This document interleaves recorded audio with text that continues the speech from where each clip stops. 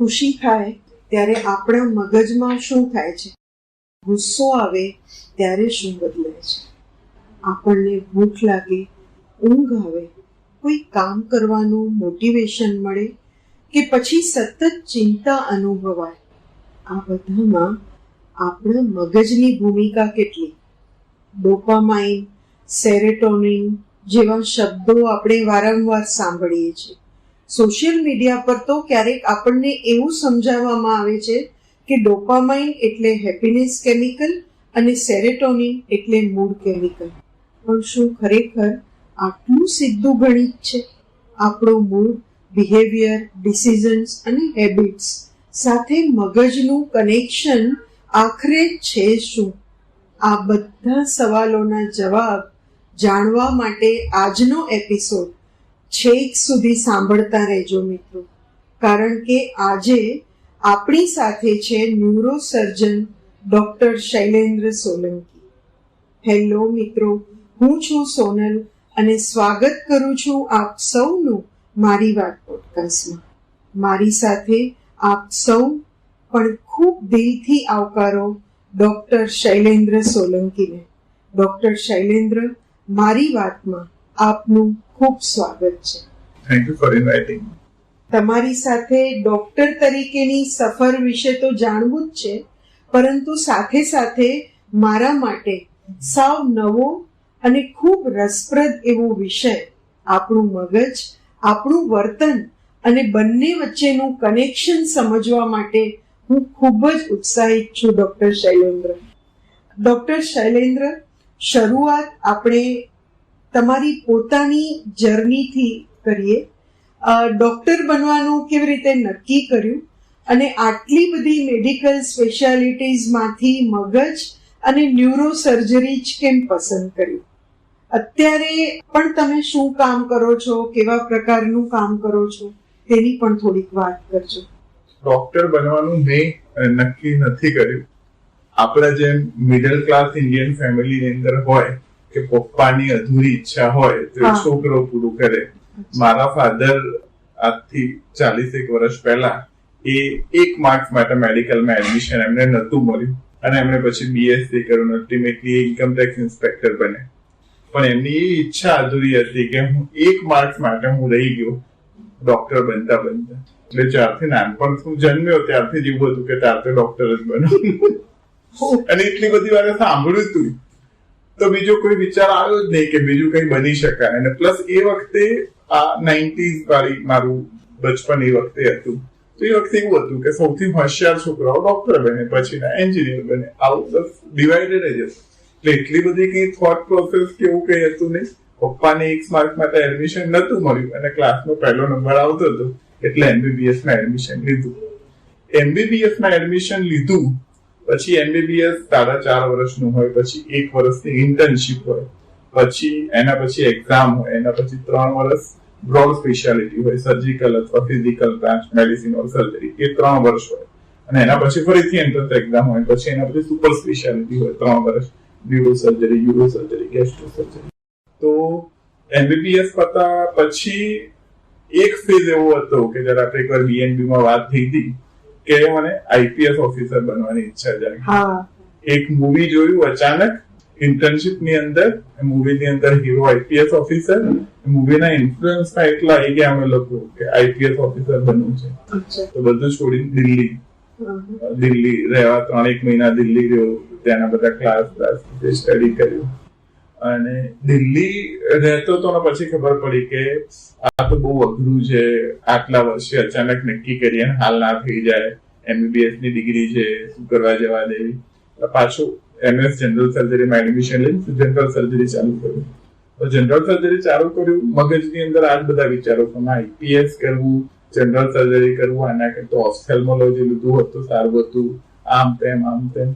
એટલે એક સમય એવો છે કે જનરલ સર્જરી મેં છોડી દીધું અને ઘરે આવી ગયો બ્રેક માટે. ખાલી અઠવાડિયા બ્રેકની અંદર મેં વિચાર્યું કે શું કરવું, શું ના કરવું, એમ તેમ. અને અલ્ટિમેટલી વિચાર્યું કે ના, હાલ તો એઝ ઓફ નાઉ આજ કન્ટિન્યુ કરીએ. અને પછી જનરલ સર્જરીની અંદર રસ જાગ્યો, પછી કામ બધું કર્યું ને એ બધું કર્યું. પણ મારી સર્જરીનું ફર્સ્ટ આવી રીતે જ ગયું કે ઓન ઓફ ઘરે એમ તેમ. એટલે મને આગળ એવી ઈચ્છા થઈ કે જ્યાં સૌથી વધારે કામ હશે ને એવી બ્રાન્ચ લઈશ, અને આખા ગુજરાતની અંદર બીજે મેડિકલ કોલેજમાં ન્યુરોસર્જરી ડિપાર્ટમેન્ટ એમાં સૌથી મેક્સિમમ કામ હોય. 2 કે 3 કલાક જ ઊંઘવાનું હોય, બાકી 24 કલાક ઓપરેશન, ઓપીડી, વોર્ડ રાઉન્ડ એ બધું ચાલુ હોય. એટલે મારા ન્યુરોસર્જરીના રસના લીધે નહીં, પણ એના લીધે કે જ્યાં સૌથી વધારે કામ હોય ને એવી બ્રાન્ચ ચૂઝ કરવી છે, અને એના લીધે મેં ન્યુરોસર્જરીમાં એડમિશન લીધું.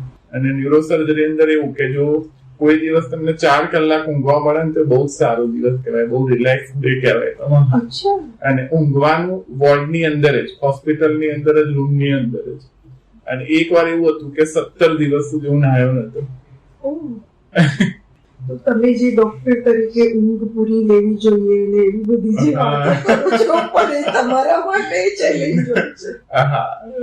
અચ્છા, અત્યારે હવે તમે આપણે જે હોસ્પિટલમાં બેઠા છીએ ત્યાં પ્રેક્ટિસ કરો? હા, હું બીજે મેડિકલ કોલેજમાં ન્યુરોસર્જરીમાં એસોસિએટ પ્રોફેસર તરીકે છું, અને આ મારી પ્રાઇવેટ હોસ્પિટલ છે પાર્ટનરશિપની અંદર, એશિયન સુપર સ્પેશિયાલિટી હોસ્પિટલ. બહુ સરસ. તો તમે ઘણું બધું આગળ વધી ગયા છો તમારા જે ફિલ્ડમાં પણ. હવે ન્યુરોસર્જન એટલે જે બ્રેઇનમાં સર્જરી કરે એ, બરાબર? તો બ્રેઇન સાથે સંકળાયેલા અમારા જેવા સામાન્ય માણસને ઘણા બધા કન્ફ્યુઝન હોય છે કે ન્યુરોલોજિસ્ટ, ન્યુરોસર્જન અને સાયકિયાટ્રિસ્ટ, આ ત્રણેય જે છે એ મગજ સાથે જોડાયેલા ડોક્ટર છે. થોડુંક તમે અમને સમજાવો કે આ શું છે ત્રણેય? ન્યુરોસર્જનની ટ્રેનિંગ સર્જરીની આજુબાજુ થાય.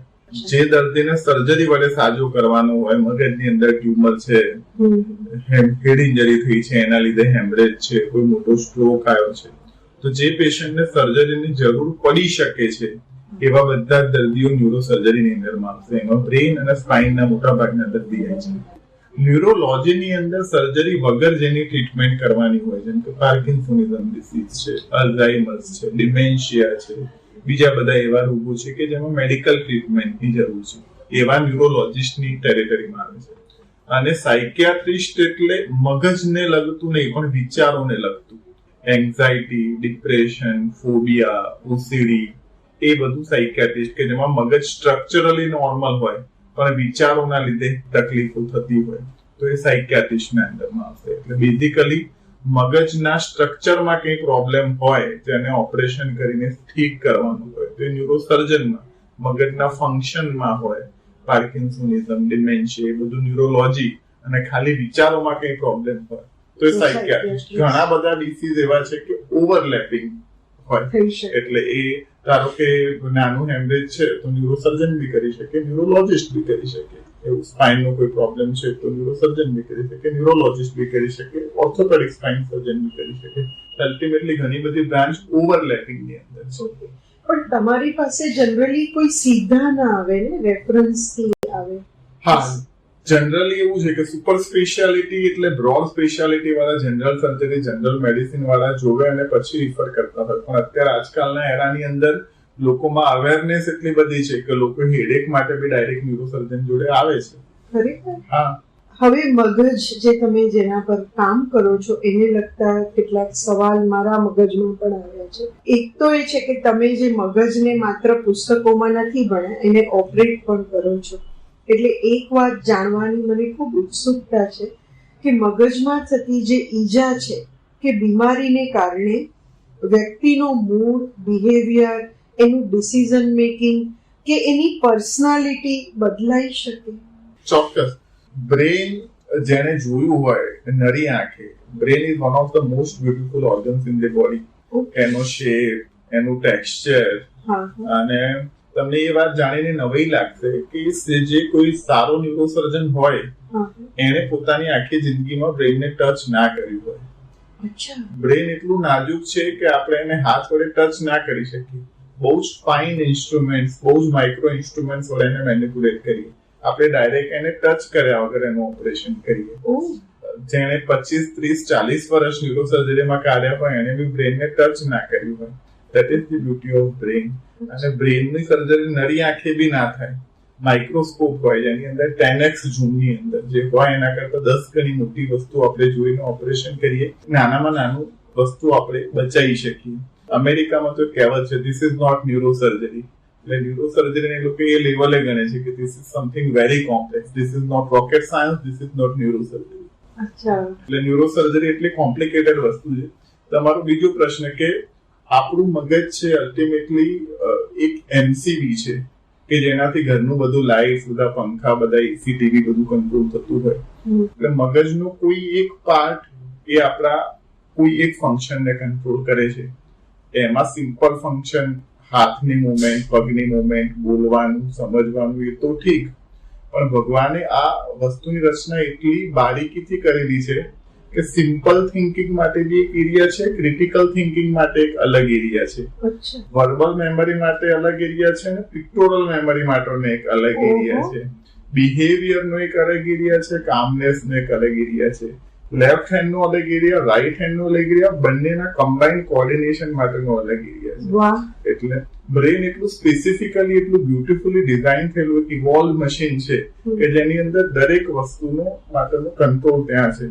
એટલે બ્રેનની અંદર વાગે, બ્રેનની અંદર ટ્યુમર થાય, બ્રેનની અંદર બીજી કોઈ તકલીફ થાય, એ બધાની અંદર આમાંથી કોઈકની કોઈક વસ્તુ અફેક્ટ થતી જ હોય. પણ અત્યાર સુધી આપણું બ્રેન વિશેનું નોલેજ બહુ લિમિટેડ છે, કેમ કે હજારો વર્ષો સુધી માનવ સંસ્કૃતિના ઇતિહાસમાં બ્રેનને ઇમ્પોર્ટન્સ નતા આપતા. એવું સમજતા હતા કે હાર્ટ સૌથી ઇમ્પોર્ટન્ટ છે. બ્રેન છે એનો રોલ ખાલી કુલિંગ છે, બ્લડ કુલ કરે. એના માટે માણસ જેનું મોટું મગજ છે લોકો શાંત હોય અને બાકીના એનિમલ જેમનું મગજ નાનું હોય એ જંગલી હોય, એવું પહેલાના જમાનામાં માંગતા. ઇવન ઇજિપ્તની અંદર જે લોકો મમ્મી પ્રિઝર્વ કરે એની અંદર એ લોકો મમ્મીના દાગીના, કપડા, અમુક ખાવાની વસ્તુઓ બી જોડે રાખતા, પણ બ્રેન કાઢી નાખતા, કેમ કે બ્રેનને ઇમ્પોર્ટન્સ જ નતા આપતા. એવું કઈ ઇમ્પોર્ટન્ટ ઓર્ગન નથી એવું માનતા એ લોકો બ્રેનની અંદર. પછી છેલ્લા 200-300 વર્ષથી જ બ્રેનની ઇમ્પોર્ટન્સ બધાને ખબર પડી. ન્યુરોસર્જરી જે ચાલુ થઈ એ છેલ્લા 100-125 વર્ષોથી જ ચાલુ થઈ, કે મોડર્ન ન્યુરોસર્જરી. એના પહેલા બ્રેનની કોઈ સર્જરી થતી જ નથી. પહેલું બ્રેન ટ્યુમર ઓપરેટ થયું 1884, પહેલું સ્પાઇન ટ્યુમર ઓપરેટ થયું 1879. એટલે આ ન્યુરોસર્જરી આખી બ્રાન્ચ છે છેલ્લા 150 વર્ષથી જ ચાલુ થયેલી બ્રાન્ચ છે. અને એઝ ઓફ નાઉ બી આપણું બ્રેન વિશેનું નોલેજ એ પૂરેપૂરું તો ના જ કહી શકાય, થોડું લિમિટેડ છે. અત્યાર સુધી આપણે બ્રેનની અંદર 52 એરિયા એવા શોધ્યા છે કે એરિયા ક્યાં છે અને એનું શું પર્ટિક્યુલર ફંક્શન છે એ આપણને ખબર છે. એના સિવાયના એરિયાને અત્યારે આપણે નોન ઇલોક્વન્ટ એરિયા કહીએ છીએ, કે જે બહુ કામના નથી. બેઝિકલી એવું બની શકે કે કામના છે ને આપણને એનું કામ નથી. એટલે આપણે જેને વ્યક્તિનો સ્વભાવ કહીએ છીએ એ આખો બ્રેઇન થી ઘડાય છે. હા, સ્વભાવ એટલે ઘણી બધી વસ્તુ એની અંદર આવી જાય ને. સ્વભાવ એ ઘણી બધી વસ્તુઓનું કોમ્બિનેશન છે, કે તમારી બોલવાની છટા, તમારી સાંભળવાની, રિએક્ટ કરવાની, તમારા આંખોના ઈશારા, તમારી ચાલ, તમારા હાવભાવ, એ દરેકે દરેક વસ્તુ મગજથી જ કંટ્રોલ થાય. આ બધી વસ્તુ કમ્બાઈન થાય એટલે સ્વભાવ બને. તમે કેટલી બધી વાતો કરી છે આમ તો, અને એ બધાને એક જ એપિસોડમાં સમાવવી થોડીક મુશ્કેલ લાગે છે મને પણ. કોઈ એવો અનુભવ તમારો કયો જેમાં તમે બ્રેઇનની તકલીફની સારવાર પછી વ્યક્તિના બિહેવિયરમાં કઈ નોટિસેબલ ચેન્જ જોયો હોય? મેં તમને જેમ વાત કરી કે બ્રેન અલ્ટિમેટલી દરેક ફંક્શનને કંટ્રોલ કરે છે. અમે લોકો તો હવે મહિને 200 સર્જરી કરતા હોય, એટલે અમારી જોડે તો આવા હજારો દર્દીઓનું લિસ્ટ હોય કે જેમની જોડે આવું થયું હોય. પણ એક બે વસ્તુ એવી છે કે જે થોડી ઇમોશનલી એવી છે કે એક ટીચર, ફિમેલ, મિડલ એજ, ભણાવવાનો બહુ શોખ, બહુ જીલ, અને એમને એ એરિયામાં ટ્યુમર છે જ્યાં બોલવામાં તકલીફ થાય. હવે ટીચરનો પ્રોફેશન એવું કે એમને બોલવું પડે જ, બોલ્યા વગર કે પોસિબલ જ નથી. અને એમનું ટ્યુમર હતું, ટ્યુમર ઓપરેશન કર્યા પછી એમની સ્પીચની અંદર વધારે તકલીફ થઈ. એરિયા સ્પીચ એરિયા હોય એટલે આપણે ટ્યુમર સ્પીચ એરિયામાંથી કાઢીએ એટલે સ્પીચ અફેક્ટ થાય. સ્પીચ પૂરી ના જાય પણ અમુક વસ્તુ રિપીટ કર્યા કરે, અમુક વસ્તુ બોલી ના શકે, એવું થાય. એટલે અલ્ટિમેટલી શી હેડ ટુ લીવ હર ટીચિંગ જોબ, એટલી વસ્તુના લીધે. બીજી એક એવી વસ્તુ કે એક મિડલ એજ મેલ, એમને સ્ટ્રોક, ઓપરેશન નહીં, ખાલી સ્ટ્રોક આવ્યો, એના લીધે બોલવાનું જ હતું. બધી વસ્તુ સમજે કે આને આ પેન છે, આનાથી લખાય, પણ બોલી ના શકે આ પેન છે. ખાલી નામ જ ના બોલી શકે. તમે કેમ છો બોલી શકે, સોનલબેન કેમ છો એવું ના બોલી શકે. એ નોમિક એફિઝિયા, ખાલી નામ જ ના બોલે. આમાંથી કોફી પીવાની ખબર છે, આને કપ કહેવાય એવું ના ખબર પડે. અને એક જ વસ્તુને નામ બોલી શકતા હતા એમની વાઈફ મીના, કેમ કે એ વારંવાર બોલ્યા હશે, મગજની ઘણી બધી સર્કિટમાં એ જતું રહ્યું હશે. તો ખાલી બધી જ વસ્તુઓ, બધા જ લોકો, બધામાંથી એક જ નામ બોલી શકતા મીના. અને આ વસ્તુ થયા પછી એમના વાઈફ બહુ ખુશ હતા કે આખો દિવસ મને જ યાદ કરે છે. પણ કેટલું નવાઈ મને તો લાગી રહી છે કે આટલું બધું ક્રુશિયલ મગજનું ફંક્શન છે ને આપણા શરીરમાં, જે મીન્સ અમારા જેવા સામાન્ય લોકોને તો ન સમજાય. પણ બહુ જ અગત્યની વાત છે આ, કે આ બધા જે શબ્દો હું તમને કહી રહી છું એ મેડિકલ ટેક્સ્ટ બુક્સ કરતા અત્યારે સોશિયલ મીડિયા પર વધારે જોવા મળે છે. જેમ કે ડોપામાઇન, સેરેટોનિન, ઓક્સિટોસિન, કોર્ટિસોલ. તો આખરે આ બધા કેમિકલ શું છે અને આપણા બ્રેન અને બિહેવિયરમાં એ શું કરે છે? અલ્ટિમેટલી આપણે જેટલું સોશિયલ મીડિયા ઉપર જોઈએ છીએ એટલું સરળ આ બધી વસ્તુઓ નથી. બેઝિકલી આમાંના અમુક હોર્મોન્સ છે, અમુક ન્યુરોટ્રાન્સમીટર્સ છે, અને દરેકનું અલગ અલગ સ્પેસિફિક કામ છે. બધા હેપીનેસ કેમિકલ્સ છે એવું નથી. સેરેટોનિન છે તો સેરેટોનિન નું કામ છે કે સ્ટેબિલિટી, મૂડ સ્ટેબિલિટી, કામનેસ. આપણે જેવું સાધુઓમાં જોઈએ છીએ, સંતોમાં જોઈએ છીએ કે અંદરથી જ એક શાંતિનો અનુભવ થાય. એ વસ્તુ સેરોટોનિન થી આવતી હોય કે તમારું પર્સનાલિટી એકદમ શાંત થાય, તમારા મૂડની અંદર સ્વિંગ્સ ના આવે, અને તમે બહુ સરસ અંદરથી ફીલ કરો. બાહ્ય વસ્તુઓ ઉપર તમે બહુ આધાર ના રાખો. એ સેરોટોનિન થી છે. ડોપામિન છે ઇટસેલ્ફ હેપીનેસ કેમિકલ નથી, એ રિવોર્ડ માટેનું કેમિકલ છે. એટલે એ પેશન અને પ્રોફેશનલ એક્સેલન્સ એ બધું ડ્રાઈવ કરતું હોય. આપણને કોઈક વસ્તુ આપણા માટે ઇમ્પોર્ટન્ટ છે, એ વસ્તુ ડોપામિન આપણને બતાવે. ધારો કે આ કોફી છે એ પીવાથી મને મજા આવશે એવું મને ડોપામિન કહેશે. હું પીસ ત્યારે ડોપામિન રિલીઝ નહીં થાય, ત્યારે એન્ડોર્ફિન રિલીઝ થશે જે મને મજા આવશે. એટલે એ બધા અલગ હોર્મોન છે. ઓક્સિટોસિન છે એ લવ માટેનો હોર્મોન છે. આપણે એકચ્યુઅલી ભગવાને કુદરત એવું બનાવ્યું છે કે બાળકનો જન્મ થાય ત્યારે માતાના માઇન્ડમાં ઓક્સિટોસિન વધે, એનાથી માતાનું ધાવણ સ્ફુરે.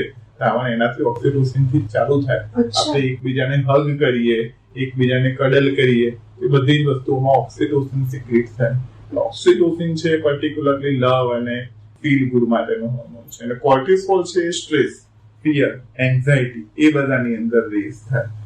કોર્ટિસોલ નોર્મલ માણસો કરતા જે લોકોના ડિમાન્ડિંગ પ્રોફેશનલ હોય, જેમ કે સર્જન્સ અને ન્યુરોસર્જન્સ, એ બધામાં બહુ હાઈ હોય. ક્રોનિક કોર્ટિસોલ તમારો હાઈ હોય તો બોડી માટે નુકસાન. અચ્છા, એટલે એનો અર્થ એમ થયો કે સોશિયલ મીડિયા પર આપણે જે સાંભળીએ છીએ એ આ બધાનું બહુ સિમ્પ્લિફાઈડ શું કહેવાય એક્સપ્લેનેશન છે, પણ એના જે ફંક્શન છે એ અલગ પણ છે ને, ક્યાંક એકબીજા સાથે જોડાયેલા પણ છે ને.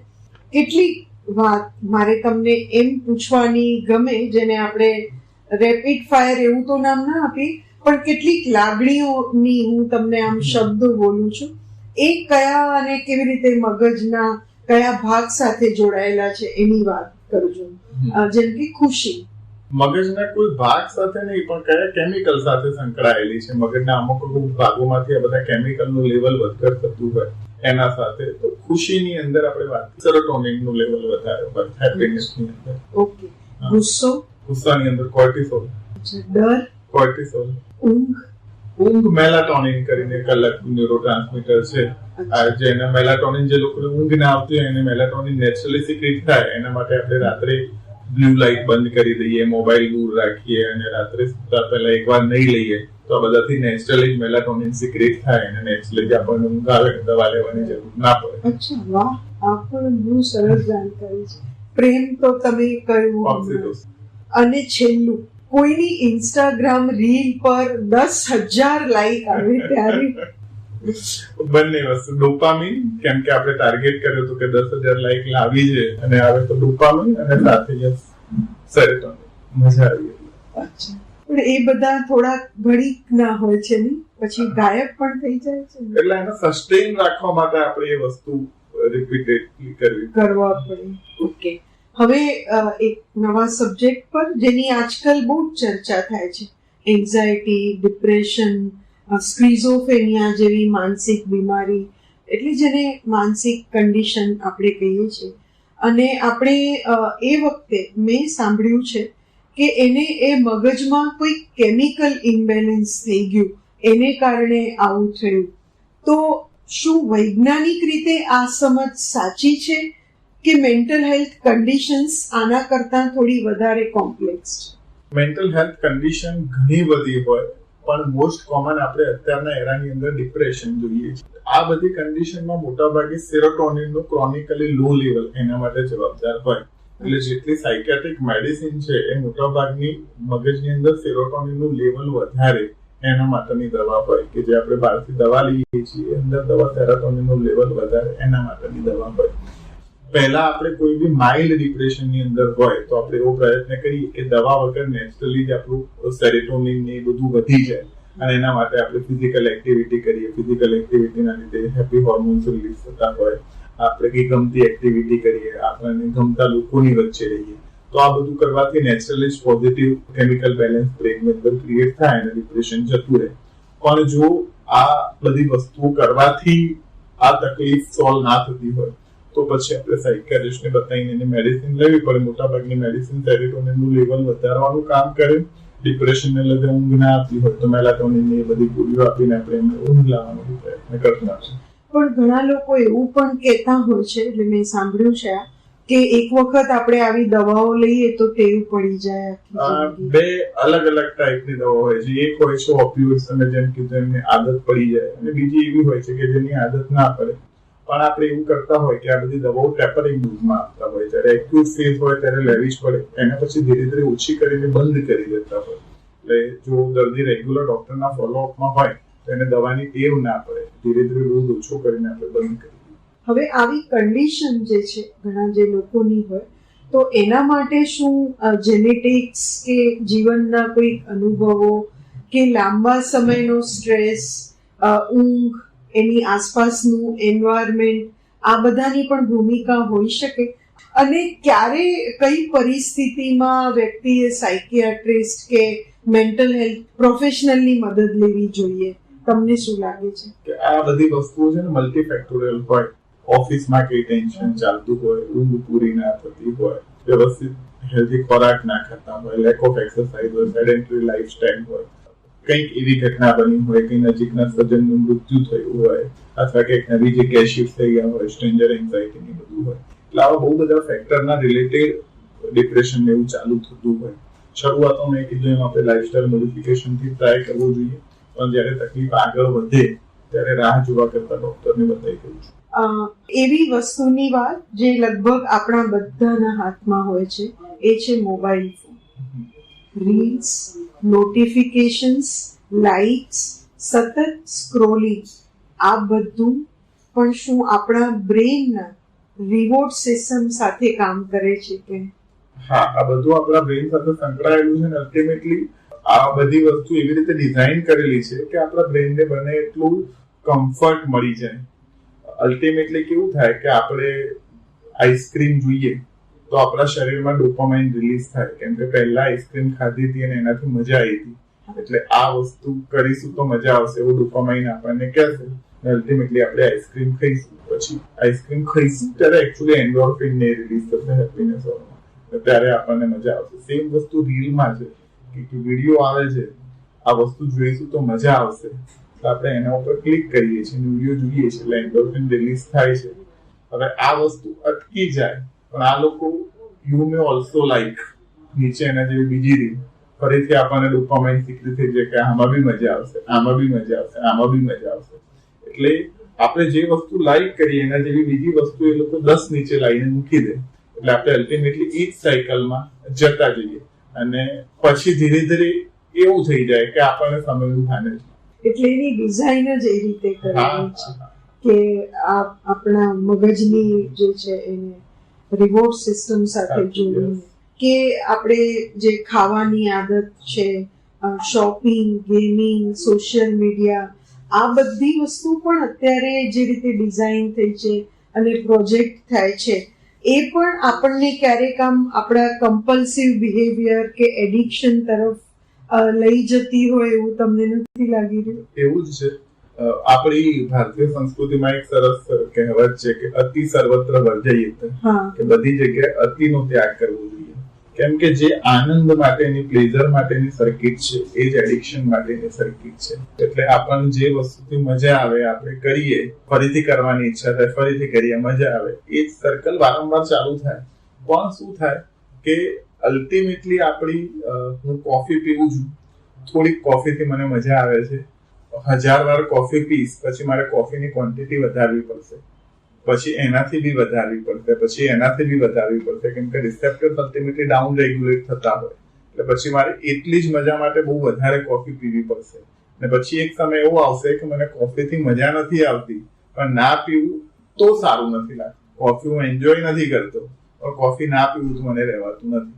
એટલે આ જ વસ્તુ હોય, કોઈ બી સબસ્ટન્સ એબ્યુઝ હોય કે દારૂ કે ડ્રગ્સ કે એ બધા, અથવા ગેમ્બલિંગ કે એ બધું હોય, કે એ લોકો ડોપામાઇનનું રિલીઝ અચાનક એટલું વધારે છે. ખાસ કરીને ડ્રગ્સ ને એ બધું હોય તો આપણે નોર્મલી ફૂડ ખાઈએ તો આપણા શરીરમાં નોર્મલ કરતા ડબલ ડોપામાઇન થઈ જાય. કોઈ ફિઝિકલ એક્ટિવિટી કરીએ તો એના કરતા વધારે થાય. કોકેઇનની અંદર 4 ગણો ડોપામાઇન થઈ જાય. મેથેફેટામાઇન એ બધાની અંદર 10 ગણો ડોપામાઇન થઈ જાય. તો એના લીધે એટલી બધી તાત્કાલિક મજા આવે કે તમે એના વગર રહી ના શકો.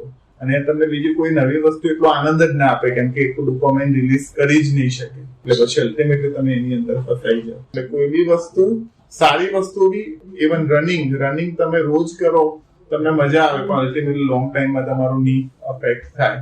વર્ક તમે 10 કલાક 12 કલાક કરો, સારું તમારું નામ થાય, તમે સારા પૈસા કમાઓ, પણ અલ્ટિમેટલી તમારી મેન્ટલ હેલ્થને અસર કરે.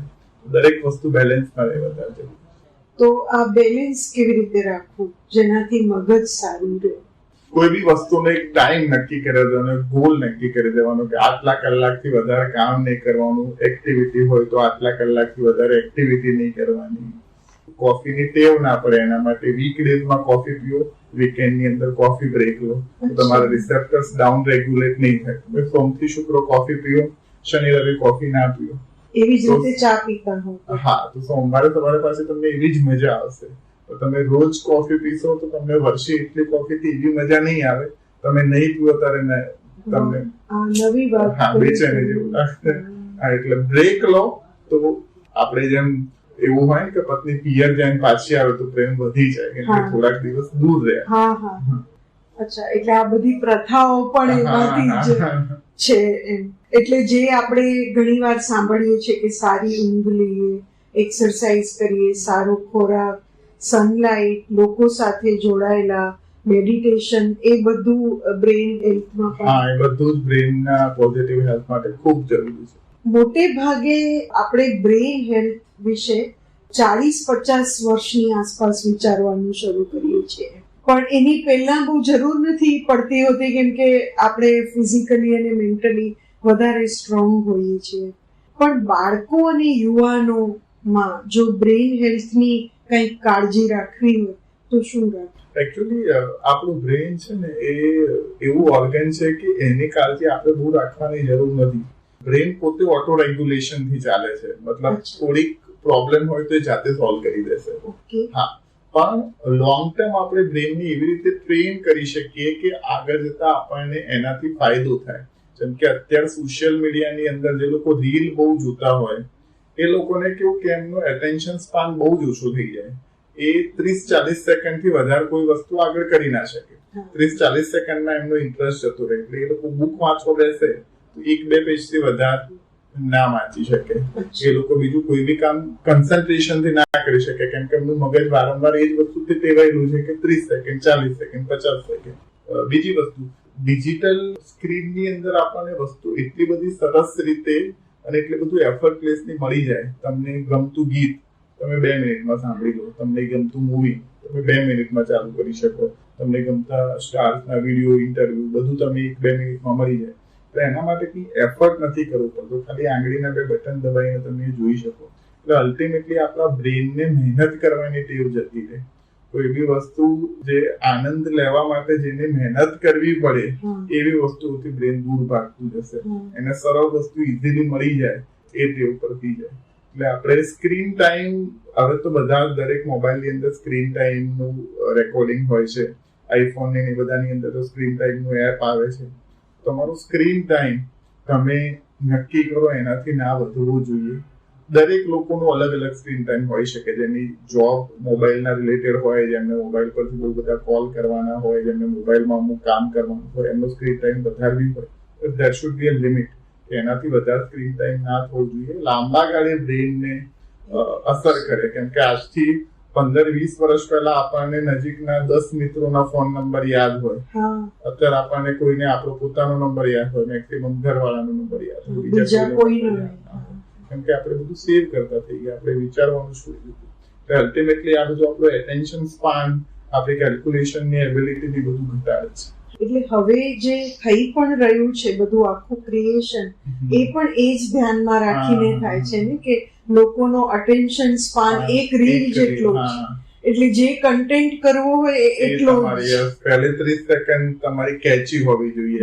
એ કેચી નહીં હોય, પાછળ તમારો કન્ટેન્ટ ગમે તેટલો સારો હોય તો લોકો નહીં સાંભળે. 30 સેકન્ડ પછી જવા દે છે. પણ એમાં ક્વોલિટી તો બિલકુલ, અને ક્રિએટિવિટી પણ, કેમ કે તમે 30 સેકન્ડમાં કેટલી ક્રિએટિવિટી લાવી શકો ને. એટલે એ એક પડકાર છે. પણ ખાસ કરીને બાળકો સાથે મને આ પડકાર બહુ લાગી રહ્યો છે. જેમ કે મારો જ દીકરો છે, તો એને રેડિયો સાંભળવો ગમતો જ નથી. એને બ્લુટૂથ પર જ ગીતો રાખવા છે, કેમ કે એને એ જ ગીતો રાખવા છે જે એને ગમે છે. અને આ અચાનક આવે ને, એટલે કેટલા બધા ગાયકો ને એનો ઇતિહાસ એ ઓળખતો જ નથી કોઈને. એટલે આ જે પડકાર છે એ તો છે જ. હવે આપણે અંત તરફ જઈ રહ્યા છીએ. મગજ વિશે એવી કઈ બાબત છે જે સામાન્ય લોકો સાચી માનીને બેઠા હોય છે, પણ ખરેખર એ મિથ છે? મિથ ઘણા બધા પ્રકારની અલગ અલગ છે.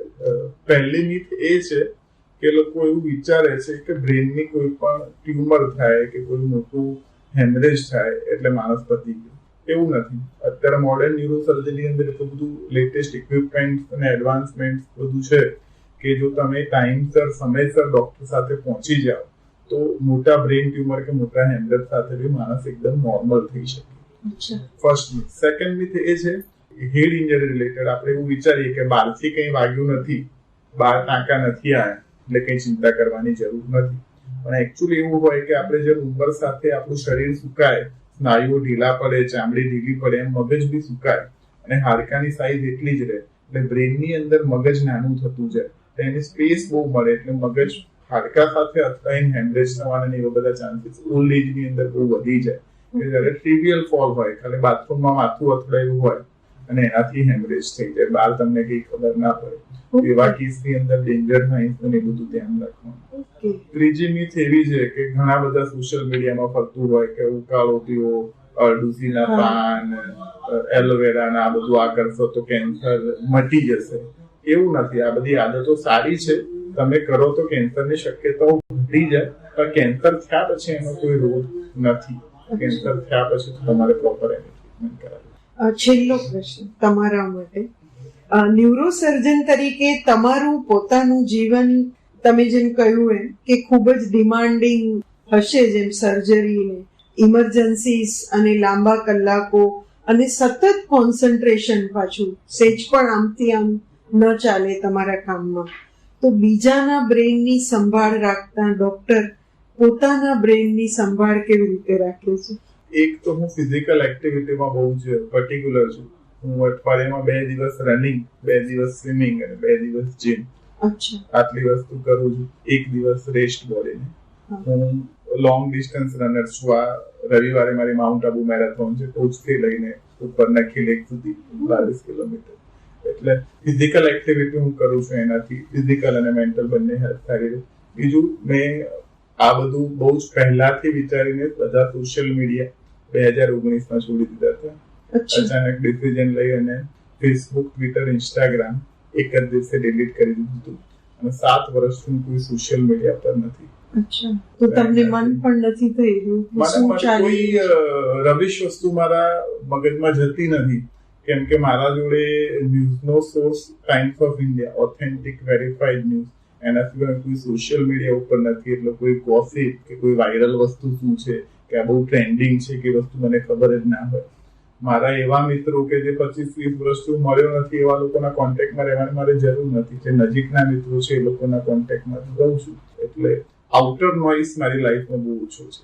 મારું સર્કલ ને એ બધું બહુ નાનું છે. બસ આ રીતે જ મને ગમે છે. અને તમે વાંચો પણ ખૂબ છો ને, એટલે એ પણ બ્રેઇનમાં અસર કરે, ક્રિએટિવિટી અને થોડું શાંત રાખે. કે આપણી જે પુરાણી જે આપણી સંસ્કૃતિ છે, આપણી જે વાતો છે એમ જૂની, જેમાં યોગ વિદ્યા અને પ્રાણાયામ, ધ્યાન, એ બધી જે વાતો છે એ પણ આપણા બ્રેઇન સાથે જ જોડાયેલી છે. અલ્ટિમેટલી બધું બ્રેઇનની ટ્રેનિંગ જ છે. બ્રેઇનને કઈ રીતે દરેક વસ્તુનો રિસ્પોન્સ કરતા શીખવાડવું. અલ્ટિમેટલી બધું સેરોટોનિન સાથે સંકળાયેલું છે કે feeling of calmness, inner satisfaction. આપણે બહારની દુનિયાને એના રિસ્પોન્સ પર આધાર નથી રાખતા પોતાની ખુશી માટે. That should be the ultimate goal of life. કે આપણી એક એવી અવસ્થા હોય કે આપણે હંમેશા આનંદમાં રહીએ. બહાર ગમે તે થાય, કોઈ આપણને માનથી બોલાવે, તુકારે બોલાવે, આપણને કોઈ ફરક નથી. એટલે એ પણ બધું વૈજ્ઞાનિક જ છે ને. તો ડોક્ટર શૈલેન્દ્ર, આજે તમારી સાથે વાત કરતા મને એક વાત ખાસ સમજાય કે આપણું મગજ કોઈ એવું મશીન નથી જેમાં એક કેમિકલ ઓછું થયું એટલે દુઃખી અને બીજું વધ્યું એટલે ખુશ. આપણું બ્રેઇન, આપણું શરીર, આપણી લાગણીઓ, આપણા અનુભવો અને આપણી આસપાસનું એન્વાયરમેન્ટ, આ બધું જ એકબીજા સાથે બહુ જ ગાઢ રીતે જોડાયેલું છે. અને કદાચ એટલા માટે જ બ્રેઇનની કાળજી લેવી એટલે માત્ર મગજની નહીં, પણ આપણી આખી જીવન શૈલીની કાળજી લેવી. આટલા કોમ્પ્લેક્સ વિષયને અમારી સાથે સરળ ભાષામાં શેર કરવા અને મારી વાતમાં તમારી વાત કરવા આવવા બદલ ડોક્ટર શૈલેન્દ્ર, આપનો ખૂબ આભાર. Thank you so much. I enjoyed it so much. મિત્રો, આજની વાત પછી તમે પણ મારી જેમ તમારા બ્રેઇન વિશે થોડું વધારે વિચારતા થઈ ગયા હશો. આ એપિસોડમાંથી તમને કઈ વાત નવી જાણવા મળી અને બ્રેઇન વિશે એવો કયો સવાલ છે જેનો જવાબ તમને હજુ જાણવો છે? કોમેન્ટમાં મને જરૂર જણાવજો. આ એપિસોડ ઉપયોગી લાગ્યો હોય તો તમારા મિત્રો અને પરિવાર સાથે શેર કરજો. અને હજી સુધી મારી વાત ચેનલને સબસ્ક્રાઇબ ન કરી હોય તો કરી લેજો. આવતા એપિસોડમાં ફરી મળીશું નવી વાત સાથે. ત્યાં સુધી તમારા શરીરની સાથે તમારા મગજનું પણ ધ્યાન રાખજો. આવજો.